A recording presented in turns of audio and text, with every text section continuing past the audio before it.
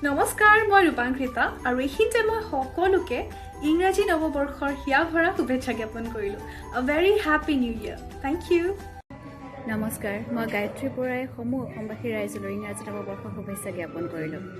ধন্যবাদ happy new year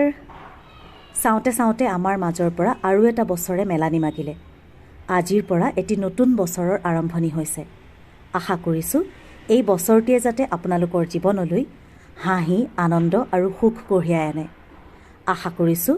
সকলো অসূয়া অমংগল আঁতৰাই আপোনালোকৰ মুখবোৰ হাঁহিৰে জিলিকাই তোলক